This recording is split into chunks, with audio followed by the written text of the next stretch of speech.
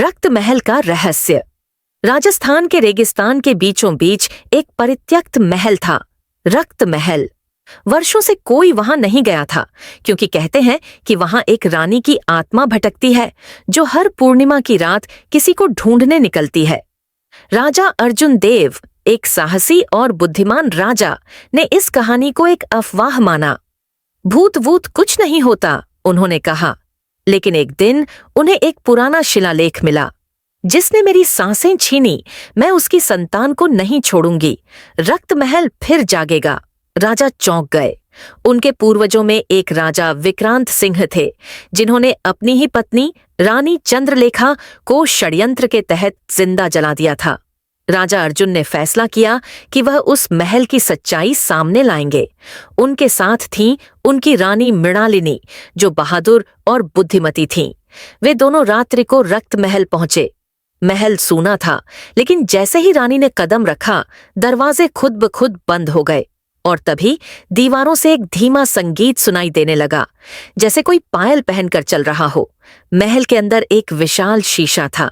रानी मृणालिनी ने जब उसमें देखा तो उन्हें अपनी जगह एक और रानी दिखी, वही जिसे ज्वाला ने निगल लिया था। वह रानी बोली, मैं चंद्रलेखा हूं। अर्जुन की रगों में उसी राजा का खून है जिसने मुझे मारा था। अब मैं न्याय लूंगी। रानी घबरा गईं, लेकिन उन्होंने साहस नहीं खोया। महल की दीवारें अब खून से लिखी गई कहानियां दिखाने लगीं। विक्रांत सिंह का राक्षसी रूप, चंद्रलेखा को धोखा देना और फिर महल को जलाकर उसकी आत्मा को कैद कर देना।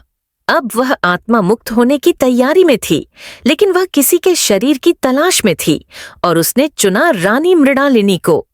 एक रात जब अर्जुन सो रहे थे, मृणालिनी के शरीर में चंद्रलेखा की आत्मा प्रवेश कर गई। अगली सुबह रानी कुछ अलग लग रही थी। उनकी आंखों में लाल चमक, चाल में ठहराव और हंसी में डर। राजा ने जब उन्हें देखा तो पहचान नहीं सके।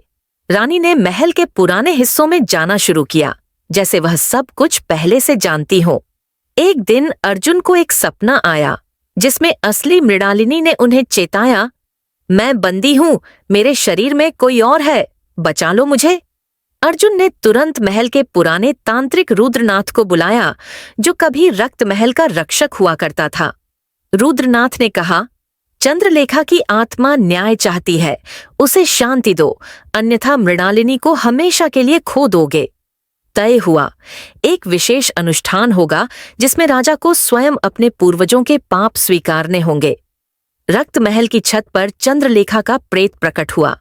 अर्जुन ने हाथ जोड़ ढाकर कहा, जो हुआ वो पाप था, लेकिन मैं उसका उत्तराधिकारी हूं, पापी नहीं। तुम्हारा सम्मान लौट आओ, मैं तुम्हें शांति दूंगा। चंद्रलेखा की आत्मा कुछ पल रुकी, फिर बोली, तुम सत्य हो, लेकिन जब तक कोई भी रक्त उस अन्याय को न माने, मैं मुक्त नहीं हो सकती। तब अर्जुन ने रक्त महल को एक स्मारक बना दिया, रानी चंद्रलेखा के नाम से, ताकि हर कोई उसकी कहानी जाने। चंद्रलेखा की आत्मा धीरे धीरे मृणालिनी के शरीर से निकल गई। एक आखिरी बार उसने पीछे मुड़ कर देखा। अब महल जल नहीं रहा था, उसमें फूल खिले थे।